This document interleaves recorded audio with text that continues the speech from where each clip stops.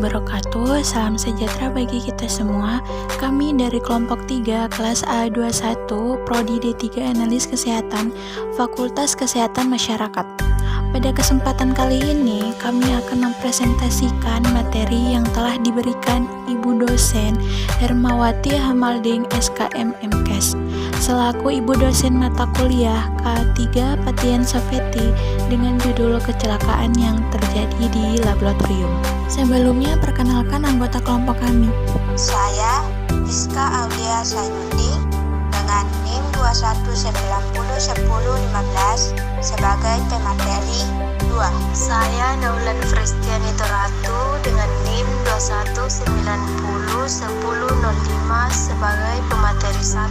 Saya Siti Aisyah Zarajali dengan NIM 21901009 sebagai moderator. Pengertian ketiga, kecelakaan kerja dapat terjadi kapan saja dan di mana saja yang dapat menimpa setiap pekerja. Kecelakaan kerja dapat menyebabkan kerugian bagi pekerja dan juga yang mempekerjakan. Maka dari itu, mengidentifikasi bahaya kerja akan mengurangi bahkan mencegah bahaya melalui pengendalian bahaya kerja yang dilakukan melalui hasil analisa identifikasi bahaya kerja. Agar penanganan hasil kerja identifikasi lebih maksimal, maka perlu dilakukan sebuah penilaian risiko. Penilaian risiko adalah metode sistematis yang melihat aktivitas kerja, memikirkan apa yang akan menjadi buruk dan memutuskan untuk mencegah terjadinya kerugian, kerusakan, dan cedera di tempat kerja. Kemudian yang kedua, jenis kecelakaan di laboratorium. Saat praktikum di laboratorium, siswa akan menggunakan berbagai bahan kimia, peralatan gelas, dan instrumen khusus yang dapat berpotensi terjadi kecelakaan bila dilakukan dengan cara yang tidak tepat. Berdasarkan penyebabnya, kecelakaan kerja yang berpotensi terjadi di laboratorium dapat dibedakan menjadi beberapa jenis.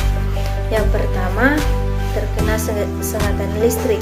Yang kedua, terjatuh kondisi lantai yang licin di laboratorium atau kondisi sepatu yang licin dapat menyebabkan praktikan terjatuh dan mengalami cedera.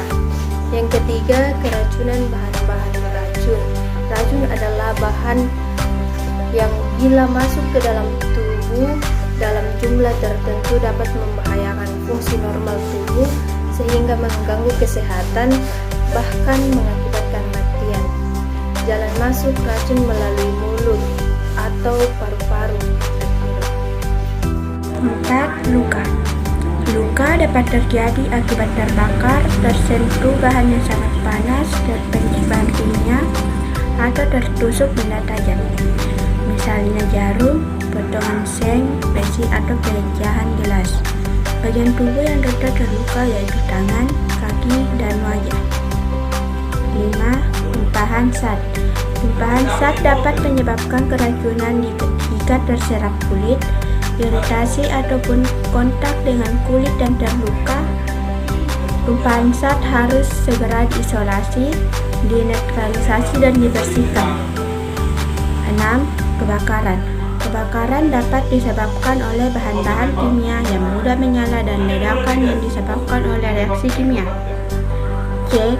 Cara mencegah terjadinya kecelakaan kerja di laboratorium.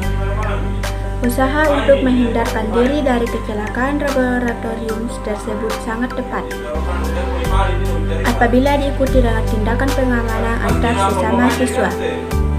Selain lebih berhati-hati agar kecelakaan tidak terjadi, maka diperlukan beberapa upaya pencegahan antara lain: A.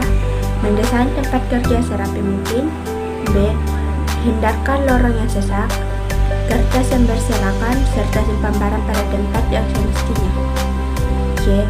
Setiap praktikan yang menggunakan laboratorium harus mengetahui tempat dan cara penggunaan perlengkapan darurat, pemadam kebakaran, dan pencuci mata. D. Menggunakan alat pelindung diri atau APD yang sesuai saat melakukan percobaan. Mengidentifikasi kemungkinan timbul bahaya pada percobaan yang akan dilakukan. Memberi tanda peringatan yang jelas di dekat setiap alat reaksi atau kondisi yang berbahaya. G. Membuang bahan buangan pada tempat khusus.